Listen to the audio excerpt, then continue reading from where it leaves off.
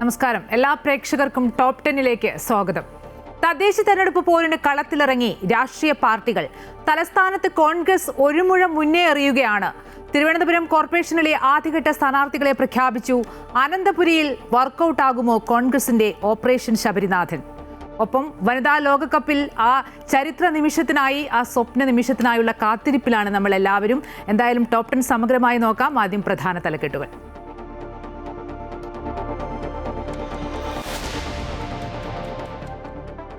കളിക്കളത്തിൽ ഇന്ത്യൻ കരുത്ത്.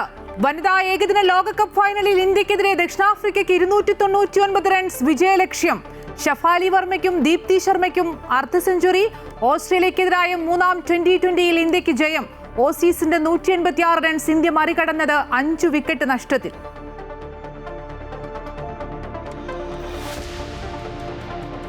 തൽക്കാലം തലയൂരി. PM ശ്രീയിൽ വീഴ്ച സംബന്ധിച്ച് CPM. പദ്ധതിയിൽ ഒപ്പിടുന്നതിന് മുമ്പ് മന്ത്രിസഭയിലും LDF-ലും ചർച്ച നടന്നില്ലെന്ന് MV ഗോവിന്ദൻ. ഉപസമിതിയുടെ റിപ്പോർട്ട് വന്ന ശേഷം LDF-ൽ ചർച്ചയെന്ന് കൺവീനർ TP രാമകൃഷ്ണൻ. കരാറിൽ നിന്ന് പിന്മാറാൻ തീരുമാനിച്ചെങ്കിലും SSK ഫണ്ട് കിട്ടാനാണ് സാധ്യതയെന്ന് മന്ത്രി V ശിവൻകുട്ടി.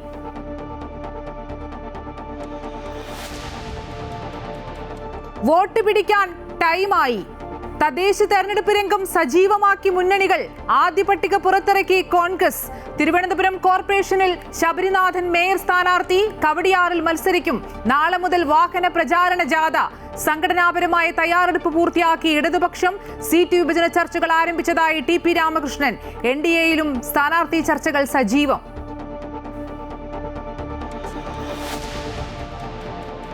പറഞ്ഞത് പണിയാകും. മലപ്പുറത്ത് മുഖ്യമന്ത്രി പിണറായി വിജയനെതിരായ അധിക്ഷേപ പ്രസംഗത്തിൽ PMA സലാമിനെതിരെ പോലീസിൽ പരാതി. പരാതി നൽകിയത് CPM പ്രവർത്തകനായ വാഴക്കാട് സ്വദേശി മുഹമ്മദ് ജിഫ്രി തങ്ങൾ. PMA സലാമിന്റെ വിവാദ പ്രസംഗം തള്ളി മുസ്ലിം ലീഗ്. വർണ്ണക്കടലാസിൽ പൊതിഞ്ഞ പൊട്ടാസ്യം സയനൈഡാണ് ലീഗ് എന്ന് വെള്ളാപ്പള്ളി നടേശൻ.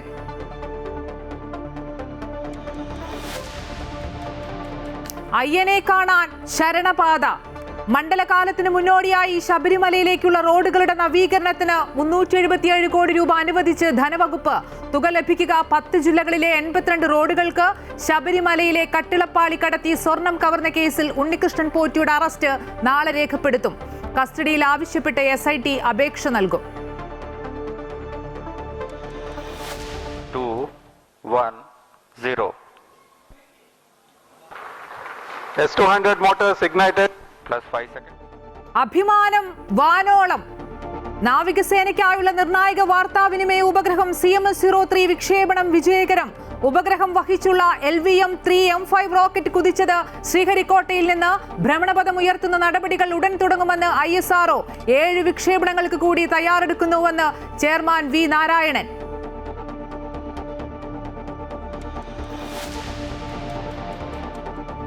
താഴാതെ തളരാതെ തമിഴ്നാട്. രാജ്യത്തെ തീവ്ര വോട്ടർ പട്ടിക പരിഷ്കരണത്തിനെതിരെ MK സ്റ്റാലിൻ സുപ്രീം കോടതിയിലേക്ക്. SIR നിർത്തിവെക്കണമെന്ന് ആവശ്യം. 2026-ലെ തെരഞ്ഞെടുപ്പിന് ശേഷം SIR നടത്താമെന്ന് നിർദ്ദേശം. തീരുമാനം സർവകക്ഷി യോഗത്തിൽ. AIADMK-യും BJP-യെയും ക്ഷണിച്ചില്ല. തെരഞ്ഞെടുപ്പ് കമ്മീഷൻ കേന്ദ്രത്തിനായി പ്രവർത്തിക്കുകയാണെന്ന് വിമർശനം.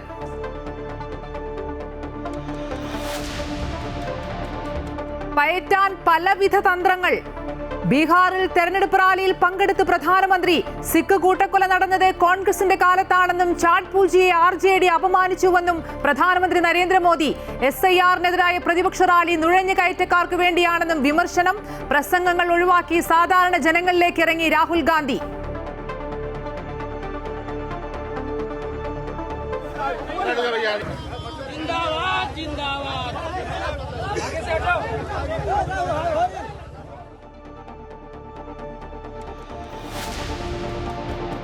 പൂരങ്ങളുടെ നാട്ടിൽ പുരസ്കാരം. സംസ്ഥാന ചലച്ചിത്ര പുരസ്കാരം നാളെ തൃശൂരിൽ പ്രഖ്യാപിക്കും. മികച്ച നടനാകാൻ മമ്മൂട്ടി, ആസിഫ് അലി, വിജയരാഘവൻ എന്നിവർ തമ്മിൽ കടുത്ത മത്സരം.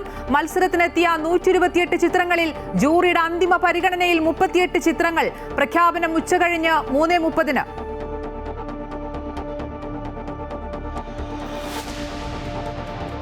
Story of the day. ഈ ലൈഫിൽ എന്തൊരു ലൈഫ്.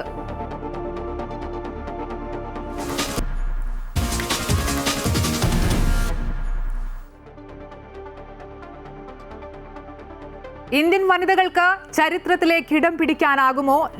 ലോകകപ്പ് ക്രിക്കറ്റിലെ കിരീടം എന്ന സ്വപ്നം യാഥാർത്ഥ്യമാകുമോ? വനിതാ ലോകകപ്പ് ഫൈനലിൽ ഇന്ത്യക്കെതിരെ ദക്ഷിണാഫ്രിക്കയ്ക്ക് 299 റൺസാണ് വിജയലക്ഷ്യം. ആദ്യം ബാറ്റ് ചെയ്ത ഇന്ത്യൻ വനിതകൾ 50 ഓവറിൽ 7 വിക്കറ്റ് നഷ്ടത്തിൽ 298 റൺസ് നേടി. ടോസ് നേടിയ ദക്ഷിണാഫ്രിക്ക ഇന്ത്യയെ ബാറ്റിംഗിന് അയക്കുകയായിരുന്നു. അർദ്ധ സെഞ്ചുറി നേടിയ ഷഫാലി വർമ്മയുടെ വെടിക്കെട്ട് ബാറ്റിംഗും ദീപ്തി ശർമ്മയുടെ 58 റൺസും ഇന്ത്യക്ക് കരുത്തായി. സ്മൃതി മന്ദാന 45 റൺസ് എടുത്ത് മികച്ച തുടക്കം നൽകി. മറുപടി ബാറ്റിംഗിൽ ദക്ഷിണാഫ്രിക്കയ്ക്ക് മോശം തുടക്കം. സ്പോർട്സ് ഡെസ്കിൽ നിന്നും രാജേഷ് ചേരുന്നുണ്ട്. രാജേഷ്, ആദ്യ ലോകകപ്പ് എന്ന ഇന്ത്യയുടെ മോഹം എത്ര ദൂരത്താണ്? കാരണം ആ സ്വപ്ന നിമിഷം, ചരിത്ര നിമിഷത്തിനായുള്ള കാത്തിരിപ്പിലാണ് നമ്മൾ എല്ലാവരും.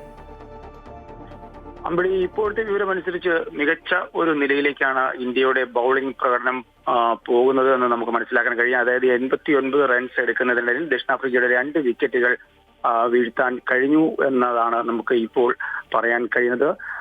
ഇന്ത്യയുടെ 298 റൺസ് എന്ന സ്കോറിന് മറുപടി ബാറ്റിംഗിൽ ക്യാപ്റ്റൻ ലോറ ബോൾവോൾട്ടും തസ്മിൻ ബ്രിഡ്സും ചേർന്ന ഒരു 50 റൺസ് ഒരു കൂട്ടുകെട്ട് അല്ലെങ്കിൽ ഒരു ഓപ്പണിംഗ് സഖ്യം ഉണ്ടാക്കിയത് ഒരുപക്ഷെ ഇന്ത്യക്ക് ആദ്യം ഒരു തിരിച്ചടി ഉണ്ടാകുമോ എന്ന് ഒരു ഭയമുണ്ടായിരുന്നു. പിന്നീട് ദക്ഷിണാഫ്രിക്ക അത്രയും മോശമില്ലാത്ത ഒരു തുടക്കം നൽകിയെങ്കിലും 23 റൺസ് എടുത്ത അപകടകാരിയായ ബ്രിഡ്സിനെ അമൻജോത് കൗറാണ് റൺഔട്ട് ആക്കിയത്. ഇതോടുകൂടി മത്സരം ഇന്ത്യയുടെ വരുതിയിലേക്ക് വരികയായിരുന്നു. അങ്ങനെ ആദ്യ വിക്കറ്റ് നഷ്ടമായി. തുടർന്ന് തന്നെയാണ് വൺ ഡൗണായി എത്തിയ അനിക് ബോഷ് 6 പന്ത് നേരിട്ട് റൺസ് ഒന്നും എടുക്കാതെ തന്നെ ശ്രീകരണിയുടെ പന്തിൽ വിക്കറ്റിന് മുമ്പിൽ LBW ആവുകയായിരുന്നു. അങ്ങനെ രണ്ടാമത്തെ വിക്കറ്റും നമുക്ക് ഇന്ത്യക്ക് വീഴ്ത്താൻ കഴിഞ്ഞതോടുകൂടി മത്സരം ഇന്ത്യ തിരിച്ചു പിടിച്ചു എന്ന് തന്നെ നമുക്ക് പറയാൻ കഴിയും. എന്തായാലും ഇന്ത്യൻ വനിതകൾ വിജയ പ്രതീക്ഷയിലാണ്. ഇപ്പോൾ ദക്ഷിണാഫ്രിക്കയും ഏറെ പ്രതീക്ഷിക്കുന്നുണ്ട്. കാരണം അവരുടെ റൺ റേറ്റ് ഇപ്പോൾ നോക്കുകയാണെന്നുണ്ടെങ്കിൽ റിക്കോർഡ് റൺ റേറ്റ് 6.18 ആണ്. കറണ്ട് റൺ റേറ്റ് 5.58 ആണ്. അപ്പൊ സ്വാഭാവികമായും ഒരു ഓവറിൽ 6 അല്ലെങ്കിൽ 7 റൺസ് വെച്ച് വേണം ഇപ്പോൾ. എന്തായാലും മത്സരത്തിന്റെ ഒരു 17ാമത്തെ ഓവർ ഇപ്പോൾ എറിയുകയാണ്. 17ാമത്തെ ഓവറിലാണ് ഉള്ളത്. അതുകൊണ്ട് ഇനിയും ഓവേഴ്സ് ഉണ്ട്. വിക്കറ്റ് ഇന്ത്യക്ക് നേടാൻ കഴിഞ്ഞില്ല എന്നുണ്ടെങ്കിൽ ദക്ഷിണാഫ്രിക്കയ്ക്കും വളരെ പ്രതീക്ഷിക്കാവുന്ന ഒരു സാഹചര്യവുമുണ്ട്. രാജേഷ്, 299 റൺസാണ് വിജയലക്ഷ്യം. രാജേഷ് സൂചിപ്പിച്ച പോലെ തന്നെ ദക്ഷിണാഫ്രിക്കയ്ക്ക് ഒരു മോശം തുടക്കമായിരുന്നു. പക്ഷേ ടോസ് നേടിയ ദക്ഷിണാഫ്രിക്ക ഇന്ത്യയെ ബാറ്റിംഗിന് അയക്കുകയായിരുന്നു. ആ ടോസ് ഒക്കെ നോക്കുമ്പോൾ എങ്ങനെയായിരുന്നു ആ തീരുമാനം? ഒരുപക്ഷെ ടോസ് നേടി ബാറ്റിംഗ് തെരഞ്ഞെടുത്തിരുന്നുവെങ്കിൽ, അതായത് ദക്ഷിണാഫ്രിക്ക തെരഞ്ഞെടുത്തിരുന്നുവെങ്കിൽ പക്ഷേ നമുക്ക് സാധാരണ ഇന്ത്യൻ ആരാധകർ തന്നെ ഒരു സംശയം പ്രകടിപ്പിച്ചേക്കാം. കാരണം സെക്കൻഡ് ബൗളിംഗ് ചെയ്യുക അല്ലെങ്കിൽ ഒരു റൺ ചേസ് എടുക്കുക എന്ന് പറഞ്ഞാൽ അല്പം ദുർഘടമായ ഒരു സാഹചര്യമാണ്. പ്രത്യേകിച്ച് വെറ്റ് ഏരിയ ആണ്, മഴയുണ്ട്. ആ സാഹചര്യത്തിൽ രണ്ടാമത് ചേസ് ചെയ്ത് സ്കോർ എടുക്കുക എന്നുള്ളത് ദുഷ്കരമാണ്. ആ സാഹചര്യത്തിൽ എന്തുകൊണ്ടാണ് സൗത്ത് ആഫ്രിക്ക ഇങ്ങനെ ടോസ് കിട്ടിയിട്ടും ബാറ്റ് ചെയ്യാതെ ബോൾ ചെയ്തത് എന്നുള്ളതാണ് ഇപ്പോഴത്തെ ചോദ്യം. എന്തായാലും അത് ഇന്ത്യക്ക് അനുകൂലമായി. അതുകൊണ്ട് തന്നെ മികച്ച ഒരു തുടക്കം ഇന്ത്യൻ വനിതകൾക്ക് നേടാനായി എന്ന് തന്നെയാണ് നമുക്ക് പറയാൻ കഴിയാതെ. ടോസിൽ ഈ വെടിക്കെട്ട് ബാറ്റിങ്ങോടുകൂടി ഷഫാലി വർമ്മയുടെ പ്രകടനമാണ് നമുക്ക് എടുത്തു പറയേണ്ടത്. 78 പന്തിൽ നിന്നും 87 റൺസാണ് നേടിയത്. 2 6ഉം 7 4ഉം ഷഫാലി നേടിയിരുന്നു. ദീപ്തി ശർമ്മ അതേപോലെ തന്നെ അർദ്ധ സെഞ്ചുറി നേടി. 58 റൺസാണ് ദീപ്തി ശർമ്മ നേടിയത്. സ്മൃതി മന്ദാന 45 റൺസ് എടുത്ത് മികച്ച ഒരു തുടക്കം നൽകി.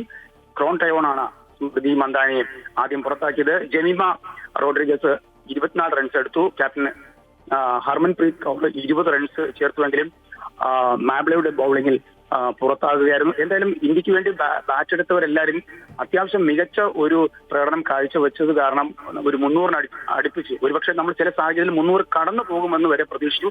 എന്തായാലും 298 എന്നുള്ള റൺസ് ഇന്ത്യയെ സംബന്ധിച്ചിടത്തോളം, ഇന്ത്യൻ വനിതകളെ സംബന്ധിച്ചിടത്തോളം ഒരു മികച്ച സ്കോർ തന്നെയാണ്. രാജേഷ് സൂചിപ്പിച്ച പോലെ തന്നെ ഇന്ത്യക്കൊരു മോഹിപ്പിക്കുന്ന തുടക്കമായിരുന്നു. കാരണം ഷഫാലി വർമ്മയുടെ വെടിക്കെട്ട് ബാറ്റിംഗ്, ദീപ്തി ശർമ്മ 58, അതുപോലെ തന്നെ സ്മൃതി മന്ദാന 45 റൺസ് എടുത്താണ് മികച്ച തുടക്കം. ഈ ബൗളിംഗിലേക്ക് വരികയാണെങ്കിലും ആ ഒരു പ്രകടനത്തെ നമുക്ക് എങ്ങനെ വിലയിരുത്താൻ സാധിക്കും ഈ ഒരു സാഹചര്യത്തിൽ? അതാണ് ഒരുപക്ഷെ നമ്മുടെ വിജയത്തെ നിർണ്ണയിക്കുന്നത്. മികച്ച ബൗളിംഗിനപ്പുറത്തേക്ക് മികച്ച ഫീൽഡിംഗ് എന്ന് തന്നെയാണ് നമുക്കിതിൽ പറയാൻ കഴിയുക. അതായത് ആദ്യ വിക്കറ്റ് തന്നെ നമുക്ക് വീഴ്ത്താൻ കഴിഞ്ഞു എന്ന് പറയുമ്പോൾ ഒരു 50 റൺസ് കൂട്ടുകെട്ടിന് ശേഷം ആ വിക്കറ്റ് നമുക്ക് ബ്രേക്ക് ചെയ്യാൻ കഴിഞ്ഞത് തന്നെയാണ് ഇന്ത്യൻ ബൗളേഴ്സിനെ സംബന്ധിച്ചിടത്തോളം മികച്ച ഒരു പ്രകടനമായി കാണേണ്ടത്. മാത്രമല്ല ഫീൽഡിംഗ് ഒന്നിനൊന്ന് മെച്ചമാണ് നമുക്കിപ്പോൾ അത് പറയാൻ കഴിയും. കാരണം ഓരോ ഓവറും ഓരോ പന്തും വളരെ നിർണായകമാകുന്ന സാഹചര്യം. അതോടൊപ്പം തന്നെ നമ്മൾ മറ്റൊന്ന് എടുത്തു പറയേണ്ടത് ഗ്രൗണ്ട് നമുക്കറിയാം ഇതിൽ വെച്ച് നടക്കുന്ന കളിയിൽ ഏറ്റവും കൂടുതലും ഒരു ക്രിക്കറ്റിന് നല്ല ഒരു ജനപങ്കാളിത്തമുണ്ട്, അല്ലെങ്കിൽ കായിക പ്രേമികൾ വളരെയധികം പരിഗണന കൊടുക്കുന്ന ഒരു മത്സരമാണ് ക്രിക്കറ്റ്. പ്രത്യേകിച്ച് വനിതകൾക്ക് രാജ്യം കൊടുക്കുന്ന ഒരു പരിഗണന. വനിതാ ക്രിക്കറ്റിൽ കഴിഞ്ഞ മത്സരം തന്നെ ഓസ്ട്രേലിയയോട്ടുള്ള വിജയം ഒരു കൂറ്റൻ സ്കോർ ചേസ് ചെയ്ത് ഫൈനലിലേക്ക് പ്രവേശിക്കുക എന്ന് പറഞ്ഞാൽ അത്ര ഒരു കരുത്തോടു കൂടിയാണ് ഫൈനലിലേക്ക് പ്രവേശിച്ചിരിക്കുന്നത്. എന്തായാലും മത്സരം സജീവമായി പുരോഗമിക്കുകയാണ്. ഈ ഇന്ത്യയെ സംബന്ധിച്ചിടത്തോളം ഒരു 60 to 70% വരെ വിജയ സാധ്യത, അല്ലെങ്കിൽ ആദ്യ കപ്പ് നേടാനുള്ള ഒരു അവസരം എന്നാണ് നമുക്ക് ഇപ്പോഴത്തെ മത്സരം പോകുന്നതിൽ നിന്നും മനസ്സിലാക്കാൻ കഴിയുന്നത്. തീർച്ചയായും ക്രിക്കറ്റിലെ ലോകകപ്പ് കിരീടമെന്ന സ്വപ്നം യാഥാർത്ഥ്യമാകുമോ, അല്ലെങ്കിൽ ആ സ്വപ്ന നിമിഷം, ആ ചരിത്ര നിമിഷത്തിനായുള്ള കാത്തിരിപ്പിലാണ് ഇന്ത്യയിലെ എല്ലാവരും. എന്തായാലും വനിതാ ലോകകപ്പ് ഫൈനലിൽ ഇന്ത്യക്കെതിരെ ദക്ഷിണാഫ്രിക്കയ്ക്ക് 299 റൺസാണ് വിജയലക്ഷ്യം. ഇപ്പോൾ ആ 2 വിക്കറ്റ് നഷ്ടത്തിൽ 100 റൺസാണ് ദക്ഷിണാഫ്രിക്ക എടുത്തിരിക്കുന്നത്. ഇതിന്റെ വിശദാംശങ്ങൾ നൽകുകയായിരുന്നു സ്പോർട്സ് ഡെസ്കിൽ നിന്നും രാജേഷ്.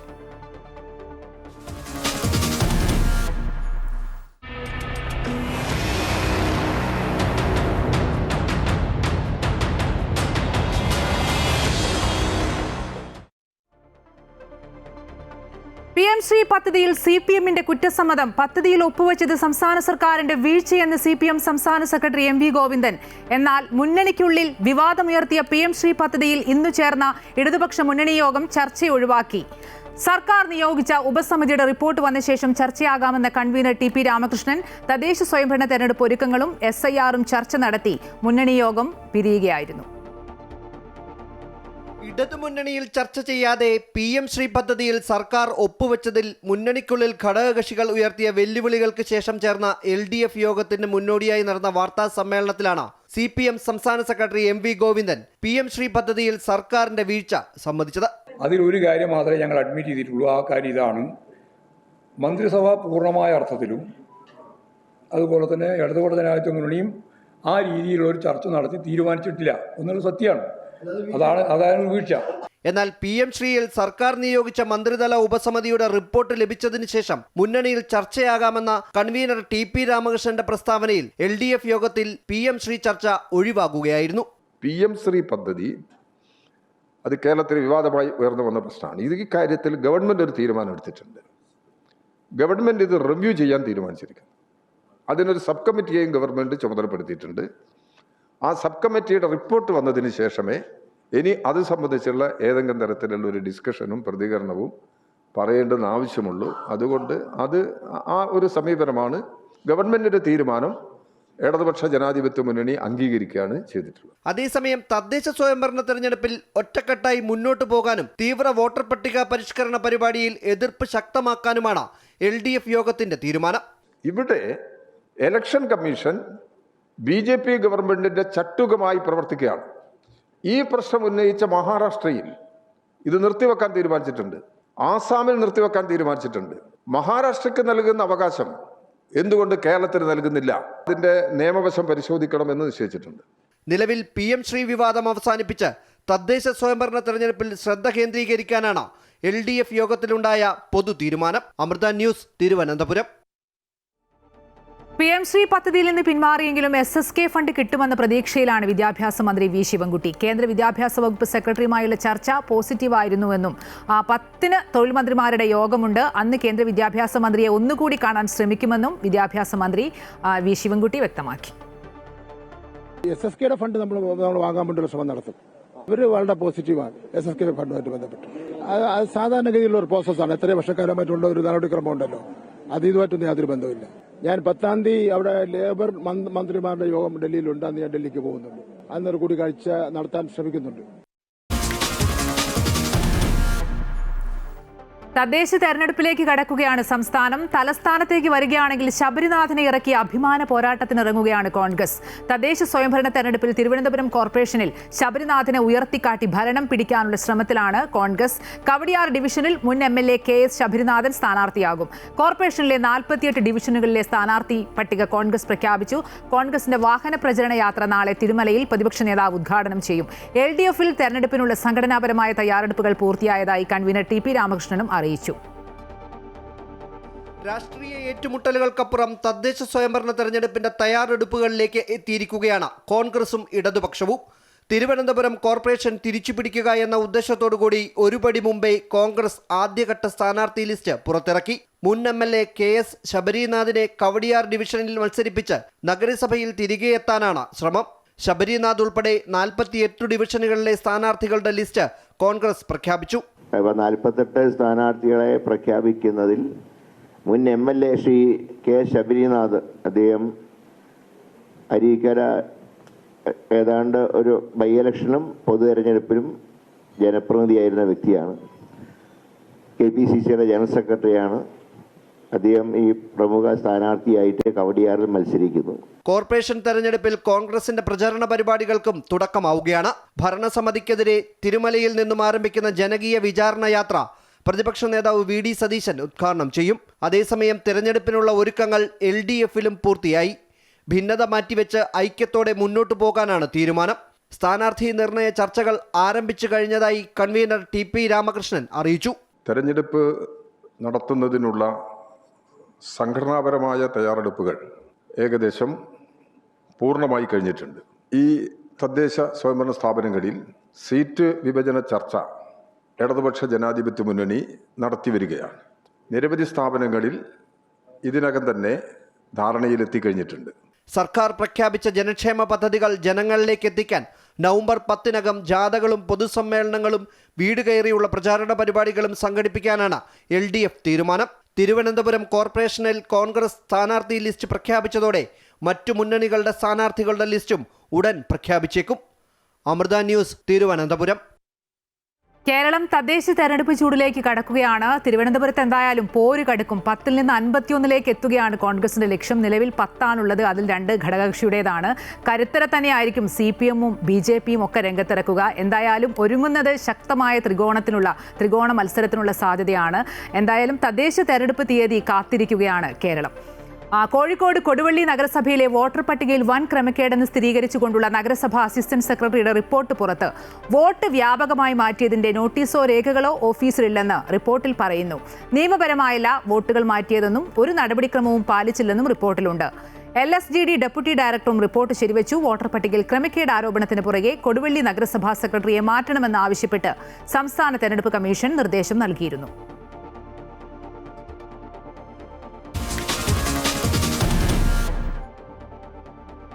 ഇന്നലത്തെ മുഖ്യമന്ത്രിക്കെതിരായ വിവാദ പരാമർശത്തിൽ PMA സലാമിനെ തള്ളി മുസ്ലിം ലീഗ്. വിമർശനം വ്യക്തിപരമായ അധിക്ഷേപമാകരുതെന്ന് ലീഗ്.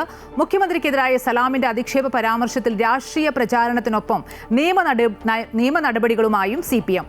സലാമിനെതിരെ CPM പ്രവർത്തകൻ വാഴക്കാട് പോലീസ് സ്റ്റേഷനിൽ പരാതി നൽകി. PM ശ്രീ പദ്ധതിയിൽ സംസ്ഥാന സർക്കാർ ഒപ്പിട്ടതിനെതിരെ നടത്തിയ പ്രസംഗത്തിനിടയിലാണ് PMA സലാം മുഖ്യമന്ത്രിക്കെതിരെ അധിക്ഷേപ പരാമർശം നടത്തിയത്. സലാമിന്റെ പരാമർശത്തിനെതിരെ വലിയ തോതിൽ വിമർശനമുയർന്നു. CPM പ്രവർത്തകനായ മുഹമ്മദ് ജിഫ്രി തങ്ങൾ വാഴക്കാട് പോലീസ് സ്റ്റേഷനിൽ സലാമിനെതിരെ പരാതി നൽകി. സലാമിനെതിരെ മുൻ മുസ്ലിം ലീഗ് സംസ്ഥാന സെക്രട്ടറിയും നിലവിൽ ഇടത് സഹയാത്രികരുമായ KS ഹംസ രംഗത്തെത്തി. ആൺകുട്ടികളുള്ള വീട്ടിൽ പോലും കയറ്റാൻ കൊള്ളാത്ത ആളാണ് PMA സലാം എന്ന് KS ഹംസ പറഞ്ഞു. പെൺകുട്ടികളുള്ള വീട്ടിൽ കയറ്റാൻ കൊള്ളാത്തവൻ എന്ന് പറയാറുണ്ട്. ആൺകുട്ടികളുടെ വീട്ടിലും കയറ്റാൻ കൊള്ളാത്തവനാണ് ഈ സലാം. അതാ നാട്ടുകാർക്ക് മുഴുവൻ അറിയാം, പാർട്ടിയിലും അറിയാം. അതൊക്കെ ആദ്യം അയാൾ നന്നാവട്ടെ, എന്നിട്ടല്ലേ ബാക്കിയുള്ളൊരു കേരളത്തിന്റെ ഒരു സംസ്കാരം ഉണ്ടല്ലോ. സംഭവം വിവാദമായതോടെ PMA സലാമിന്റെ പരാമർശത്തെ തള്ളി ലീഗ് നേതാക്കൾ രംഗത്തെത്തി. രാഷ്ട്രീയ വിമർശനങ്ങളാവാം, എന്നാൽ വിമർശനങ്ങൾ വ്യക്തിപരമായ അധിക്ഷേപങ്ങളിലേക്ക് പോകാൻ പാടില്ലെന്ന് മുസ്ലിം ലീഗ് സംസ്ഥാന അധ്യക്ഷൻ പാണക്കാട് സാദിഖ് അലി ശിഹാബ് തങ്ങൾ പറഞ്ഞു. അന്തസ്സില്ലാത്ത വർത്തമാനങ്ങൾ ലീഗിന്റെ രീതിയല്ലെന്നായിരുന്നു പാർട്ടി അഖിലേന്ത്യാ ജനറൽ സെക്രട്ടറി PK കുഞ്ഞാലിക്കുട്ടി പ്രതികരിച്ചത്. വളരെ അന്തസ്സോടുകൂടി ഞങ്ങൾ വ്യക്തിപരമായിട്ടൊന്നും ഞങ്ങൾ പറയും. അന്തസ്സോടുകൂടി ഞങ്ങളുടെ ചരിത്രം എടുത്ത് പരിശോധിച്ച് നോക്കിയാൽ മതി. വാക്കുകൾ വളരെ സൂക്ഷിച്ച് ഒരു പ്രതിപക്ഷ ബഹുമാനത്തോടുകൂടി സംസാരിക്കുന്ന പാർട്ടിയാണ് ഇന്ത്യൻ യൂണിയൻ മുസ്ലിം. തദ്ദേശ സ്വയംഭരണ തെരഞ്ഞെടുപ്പ് അടുത്തതോടെ മുഖ്യമന്ത്രിക്കെതിരായ പരാമർശത്തിൽ പ്രാദേശിക തലത്തിൽ വലിയ പ്രതിഷേധമുയർത്താനാണ് CPM-ന്റെ നീക്കം. അമൃത ന്യൂസ്, മലപ്പുറം. മുസ്ലിം ലീഗിനെതിരെ വെള്ളാപ്പള്ളി നടേശൻ. മുസ്ലിം ലീഗ് വർഗീയ പാർട്ടിയാണ്. വർണ്ണക്കടലാസിൽ പൊതിഞ്ഞ പൊട്ടാസ്യം സയനൈഡാണ് അവർക്ക് മനുഷ്യത്വമില്ല. മുസ്ലിം ലീഗിന്റെ ഭരണം വന്നാൽ നമ്മൾ നാടുവിടേണ്ടി വരും. അവരുടെ കൂട്ടുപിടിച്ചു നിൽക്കുന്നവരെ ജയിപ്പിച്ചാൽ നമ്മുടെ സ്ഥിതി എന്താകുമെന്നും വെള്ളാപ്പള്ളി ചോദിച്ചു. കൊല്ലം പുനലൂരിൽ SNDP നേതൃസംഗമത്തിൽ സംസാരിക്കുകയായിരുന്നു വെള്ളാപ്പള്ളി നടേശൻ. ഭരണമില്ലാഞ്ഞിട്ടും അവർ ഭരണമൊക്കെ നിങ്ങൾ കണ്ടില്ലേ? 9.5 കൊല്ലം കൊണ്ട് പോയിട്ട് നഷ്ടപ്പെട്ടു പോയത്. ഇനി അടുത്ത പ്രാവശ്യം ഇതെല്ലാം കൂടെ പിടിച്ചെടുക്കണമെന്നാണ്. അവരൊക്കെ ഭരണത്തിൽ വന്നാൽ നമ്മളെല്ലാം ആത്മഹത്യ ചെയ്യേണ്ടി വരും. മുസ്ലിം ലീഗ് എന്ന് പറഞ്ഞാൽ നല്ല പേരാണ്. അവരുടെ ഒരു മതേതരമാണ് പാർട്ടിയാണെന്ന് പറഞ്ഞു. പേര് കേട്ടാൽ തന്നെ മുസ്ലിം കൂട്ടായ്മയാണ്. എന്നിട്ട് മതേതര പാർട്ടി എന്നാണ് പേരിട്ടേക്കുന്നത്. ശബരിമല തീർത്ഥാടകർക്ക് സുഖയാത്ര ഒരുക്കാൻ സർക്കാർ. സംസ്ഥാനത്തെ 10 ജില്ലകളിലെ 82 റോഡുകൾക്കായി 377.8 കോടി രൂപ അനുവദിച്ചു. തീർത്ഥാടനത്തിന് മുന്നോടിയായി റോഡുകളുടെ നവീകരണത്തിനാണ് തുക അനുവദിക്കുക. നിരവധി സാമൂഹ്യക്ഷേമ പദ്ധതികൾക്ക് തുക അനുവദിച്ചതിന് പിന്നാലെയാണ് ശബരിമല റോഡുകളുടെ നവീകരണത്തിനും സർക്കാർ മുൻതൂക്കം നൽകുന്നത്. തദ്ദേശ സ്വയംഭരണ തെരഞ്ഞെടുപ്പിൽ തെരഞ്ഞെടുപ്പ് കമ്മീഷന്റെ വിജ്ഞാപനം പുറത്തിറങ്ങുന്നതിന് മുന്നേ നിരവധി ജനക്ഷേമ പദ്ധതികളാണ് സർക്കാർ പ്രഖ്യാപിച്ചത്. ഇതിനു പിന്നാലെയാണ് ശബരിമല തീർത്ഥാടനത്തിനും സർക്കാർ പ്രഥമ പരിഗണന നൽകുന്നത്. ഇത്തവണ ശബരിമലയിലേക്കുള്ള റോഡുകളുടെ നവീകരണത്തിനായി 377.8 കോടി രൂപയാണ് ധനകാര്യ വകുപ്പ് അനുവദിച്ചത്. 10 ജില്ലകളിലൂടെയുള്ള 82 റോഡുകളുടെ നവീകരണമാണ് ഇതിലൂടെ സാധ്യമാകുന്നത്. തിരുവനന്തപുരം ജില്ലയിൽ 14 റോഡുകൾക്ക് 68.90 കോടി രൂപയും, കൊല്ലത്ത് 15 റോഡുകൾക്ക് 54.20 കോടി, പത്തനംതിട്ടയിൽ 6 റോഡുകൾക്ക് 40.20 കോടി, ആലപ്പുഴയിൽ 9 റോഡുകൾക്ക് 36 കോടി, കോട്ടയത്ത് 8 റോഡുകൾക്ക് 35.20 കോടി രൂപ എന്നിങ്ങനെയാണ് തുക അനുവദിച്ചത്. ഇടുക്കിയിൽ 5 റോഡിന് 35.10 കോടി രൂപയും, എറണാകുളത്ത് 8 റോഡിന് 32.42 കോടി, തൃശൂരിൽ 11 റോഡുകൾക്ക് 44 കോടി രൂപ, പാലക്കാട് 5 റോഡിന് 27.30 കോടി, മലപ്പുറത്ത് 1 റോഡിന് 4.50 കോടി രൂപ എന്നിങ്ങനെയാണ് തുക വകയിരുത്തിയിരിക്കുന്നത്. അയ്യപ്പ സംഗമം നടത്തി കൂടുതൽ ഭക്തരെ ശബരിമലയിലേക്ക് ആകർഷിക്കാൻ ശ്രമിച്ചതിനു ശേഷമാണ് രണ്ടാം പിണറായി സർക്കാർ ശബരിമലയിലേക്ക് എത്തുന്ന അയ്യപ്പ ഭക്തർക്ക് സുഖയാത്രയൊരുക്കാൻ വൻ തുക അനുവദിച്ചിരിക്കുന്നത്. അമൃത ന്യൂസ്, തിരുവനന്തപുരം. ശബരിമലയിലെ കട്ടിളപ്പാളി കടത്തി സ്വർണം കവർന്ന കേസിൽ ഉണ്ണികൃഷ്ണൻ പോറ്റിയുടെ അറസ്റ്റ് നാളെ രേഖപ്പെടുത്തും. നാളെ കോടതിയിൽ ഹാജരാക്കുന്ന പോറ്റിയെ കസ്റ്റഡിയിൽ ആവശ്യപ്പെട്ട് പ്രത്യേക അന്വേഷണ സംഘം അപേക്ഷ നൽകും. ശബരിമല ദ്വാരപാലക ശില്പങ്ങളുടെ പാളി കടത്തിയ കേസിൽ മാത്രമാണ് ഇപ്പോൾ അറസ്റ്റ് രേഖപ്പെടുത്തിയിട്ടുള്ളത്. പ്രത്യേക അന്വേഷണ സംഘം രജിസ്റ്റർ ചെയ്തിട്ടുള്ള 2 കേസുകളിൽ ഒരെണ്ണത്തിൽ മാത്രമാണ് നിലവിൽ ഉണ്ണികൃഷ്ണൻ പോറ്റിയുടെ അറസ്റ്റ് രേഖപ്പെടുത്തിയിട്ടുള്ളത്. നാളെ കട്ടിളപ്പാളി കടത്തി സ്വർണം കവർന്ന കേസിൽ ഉണ്ണികൃഷ്ണൻ പോറ്റിയുടെ അറസ്റ്റ് SIT രേഖപ്പെടുത്തും. റിമാൻഡിലുള്ള ഉണ്ണികൃഷ്ണൻ പോറ്റിയെ വീണ്ടും റാന്നി കോടതിയിൽ ഹാജരാക്കും. പോറ്റിയെ കസ്റ്റഡിയിൽ ആവശ്യപ്പെട്ട് പ്രത്യേക അന്വേഷണ സംഘം അപേക്ഷ നൽകും. അതേസമയം സ്വർണ്ണ കവർച്ചയുമായി ബന്ധപ്പെട്ട് സംശയനിഴലിലുള്ള Kalpesh, Vasudevan, Govardhan, smart creation CEO Pankaj Bhandari എന്നിവരെ അന്വേഷണ സംഘം നേരത്തെ ചോദ്യം ചെയ്ത് വിട്ടയച്ചിരുന്നു. പോറ്റിയെ കസ്റ്റഡിയിൽ വാങ്ങുമ്പോൾ ഇവരെ വീണ്ടും ചോദ്യം ചെയ്യാൻ വിളിപ്പിക്കും. ബാംഗ്ലൂർ, ഹൈദരാബാദ്, ചെന്നൈ കേന്ദ്രീകരിച്ചുള്ള പ്രത്യേക അന്വേഷണ സംഘത്തിന്റെ പരിശോധനയിൽ ശബരിമലയിൽ നിന്നും കാണാതായി എന്ന് കരുതപ്പെടുന്ന കുറച്ച് സ്വർണം കണ്ടെത്തിയിട്ടുണ്ട്. എന്നാൽ ശബരിമലയിൽ നിന്നും സ്വർണം ഇനിയും കണ്ടെത്താനുണ്ട് എന്ന നിഗമനത്തിലാണ് പ്രത്യേക അന്വേഷണ സംഘം. കേസിലെ മറ്റൊരു പ്രതിയായ മുൻ ശബരിമല എക്സിക്യൂട്ടീവ് ഓഫീസർ മുരാരി ബാബുവിനെ 13 വരെയാണ് റിമാൻഡ് ചെയ്തിരിക്കുന്നത്. നാളെ മുരാരി ബാബുവിന്റെ ജാമ്യാപേക്ഷ റാന്നി കോടതിയിൽ സമർപ്പിക്കും. അമൃത ന്യൂസ്, തിരുവനന്തപുരം.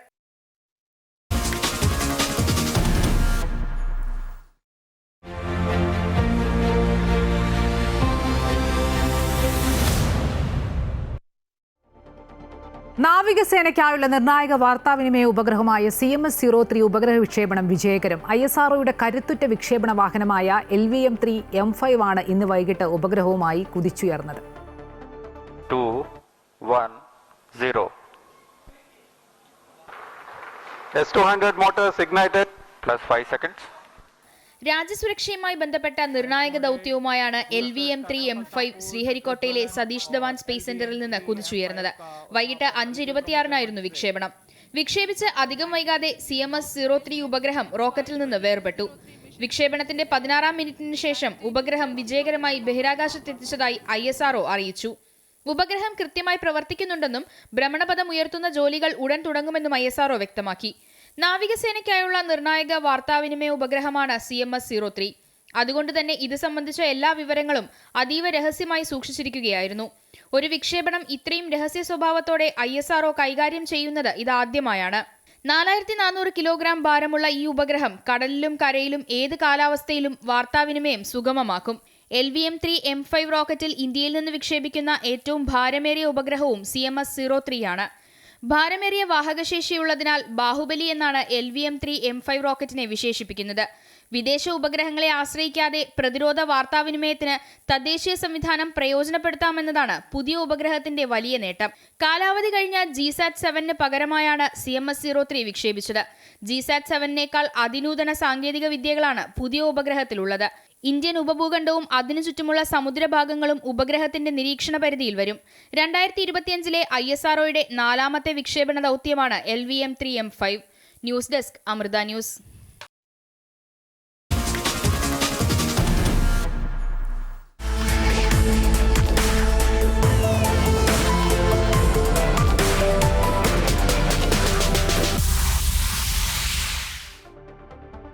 ബീഹാർ തെരഞ്ഞെടുപ്പ് ആവേശത്തിലാണ്. മറ്റന്നാൾ ആദ്യഘട്ട വോട്ടെടുപ്പിന്റെ പ്രചാരണം അവസാനിക്കും. ബീഹാറിൽ ഇന്നും മഹാസഖ്യത്തിനെതിരെ ആഞ്ഞടിച്ചിരിക്കുകയാണ് പ്രധാനമന്ത്രി നരേന്ദ്രമോദി. സിഖ് കൂട്ടക്കൊല നടന്നത് കോൺഗ്രസിന്റെ കാലത്താണെന്നും ചാട് പൂജയെ RJD അപമാനിച്ചുവെന്നും മോദി വിമർശിച്ചു. ബീഹാറിലെ തെരഞ്ഞെടുപ്പ് റാലിയിലായിരുന്നു മോദിയുടെ പരാമർശം. കോൺഗ്രസിന്റെ കാലത്താണ് സിഖ് കൂട്ടക്കൊല നടന്നത്. നുഴഞ്ഞുകയറ്റക്കാരെ സഹായിക്കാനാണ് കോൺഗ്രസ് ശ്രമിക്കുന്നത്. അവരെ ഒറ്റപ്പെടുത്തണമെന്നും മോദി പറഞ്ഞു. SIR-നെതിരായ യാത്ര നുഴഞ്ഞുകയറ്റക്കാരെ സഹായിക്കാൻ വേണ്ടിയാണ്. ബീഹാറിലേക്ക് നുഴഞ്ഞുകയറിയവരെ ഇവിടുത്തെ വിഭവങ്ങളെ ചൂഷണം ചെയ്യാൻ അനുവദിക്കില്ല. ചാത് പൂജയെയും മഹാകുംഭമേളയെയും RJD അപമാനിച്ചുവെന്നും മോദി വിമർശിച്ചു. ബീഹാറിന്റെ വികസനത്തിന് വേണ്ടിയാകണം വോട്ട്. ഒരു വശത്ത് NDA മുന്നോട്ട് വയ്ക്കുന്ന സത്യസന്ധമായ പ്രചരണ പത്രികയും മറുവശത്ത് നുണകളാൽ കെട്ടിപ്പോക്കിയ പ്രചരണ പത്രികയും കാണാം. നല്ലത് ജനങ്ങൾ തിരിച്ചറിയുമെന്നും വോട്ട് രേഖപ്പെടുത്തുമ്പോൾ ഇതെല്ലാം ഓർക്കണമെന്നും പ്രധാനമന്ത്രി കൂട്ടിച്ചേർത്തു. അതിനിടെ ലാലു പ്രസാദ് യാദവിന്റെ വീട്ടിൽ ഹാലോവീൻ ആഘോഷിക്കുന്ന വീഡിയോ ചൂണ്ടിക്കാട്ടിയുള്ള വിമർശനം BJP ശക്തമാക്കി. ചെറുമക്കൾക്കൊപ്പമുള്ള ആഘോഷത്തിന്റെ വീഡിയോയാണ് പുറത്തു വന്നത്. കുംഭമേളയെ അപമാനിച്ച ലാലു പാശ്ചാത്യ ആഘോഷം ഏറ്റെടുക്കുന്നത് അപമാനകരമെന്ന് BJP കുറ്റപ്പെടുത്തി. ബീഹാർ തെരഞ്ഞെടുപ്പിന് ദിവസങ്ങൾ മാത്രം ബാക്കി നിൽക്കെയാണ് മോദി ബീഹാറിലെത്തിയത്. ബീഹാറിൽ ഇതാദ്യമായാണ് മോദി റോഡ് ഷോയിൽ പങ്കെടുക്കുന്നത്. തേജസ്വി യാദവിന്റെ പ്രചാരണം യുവാക്കളെ ആകർഷിക്കുന്നുവെന്ന സർവേ റിപ്പോർട്ടുകൾക്കിടെയാണ് മോദി നയിക്കുന്ന പ്രചാരണം ശക്തമാക്കാൻ BJP തീരുമാനിച്ചിരിക്കുന്നത്. News desk Amrita TV. ദേശീയ നേതാക്കളെല്ലാം ബീഹാറിലെ ഓരോ മണ്ഡലങ്ങളിലും സജീവമാണ്. പരമാവധി വോട്ടർമാരിലേക്ക് എത്താനുള്ള ശ്രമത്തിലാണ് ഓരോരുത്തരും. അങ്ങനെ തെരഞ്ഞെടുപ്പ് പ്രചാരണത്തിനിടെ മീൻ പിടിക്കാൻ കുളത്തിലിറങ്ങിയ രാഹുൽ ഗാന്ധിയുടെ വീഡിയോ ആണ് ഇപ്പോൾ വൈറൽ. കാണാം ആ വൈറൽ വീഡിയോ.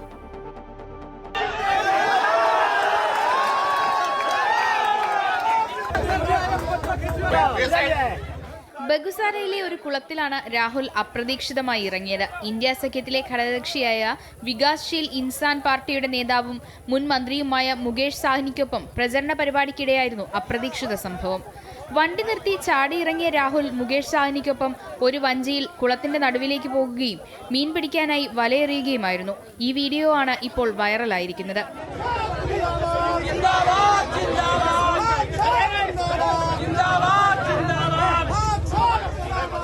തന്റെ പതിവ് വേഷമായ വെളുത്ത ടീഷർട്ടും കാർഗോ പാൻസും ധരിച്ചായിരുന്നു രാഹുൽ ഗാന്ധി പ്രചാരണത്തിനിറങ്ങിയത്. പ്രവർത്തകരെ അഭിവാദനം ചെയ്ത് വാഹനത്തിൽ പോകുന്നതിനിടെയാണ് കുളത്തിൽ മീൻ പിടിക്കുന്നവരെ രാഹുൽ കാണുന്നത്. പിന്നാലെ മുകേഷ് സാഹ്നിക്കൊപ്പം വള്ളത്തിൽ മീൻ പിടിക്കാനിറങ്ങി വലയെറിഞ്ഞ ശേഷം വെള്ളത്തിലേക്ക് ചാടുകയായിരുന്നു. ഇതോടെ മത്സ്യത്തൊഴിലാളികളും കൂടെ ഉണ്ടായിരുന്നവരും രാഹുൽ ഗാന്ധി സിന്ദാബാദ് എന്ന മുദ്രാവാക്യം വിളികളുമായി അടുത്തെത്തി. മത്സ്യത്തൊഴിലാളികൾക്കൊപ്പം ഏറെ നേരം സമയം ചെലവിട്ട രാഹുൽ ഗാന്ധി തൊഴിലാളികൾ നേരിടുന്ന പ്രശ്നങ്ങളടക്കം ചർച്ച ചെയ്താണ് മടങ്ങിയത്. വീഡിയോ ഇതിനകം സമൂഹമാധ്യമങ്ങളിൽ വൈറലായിരിക്കുകയാണ്. News desk Amrita news.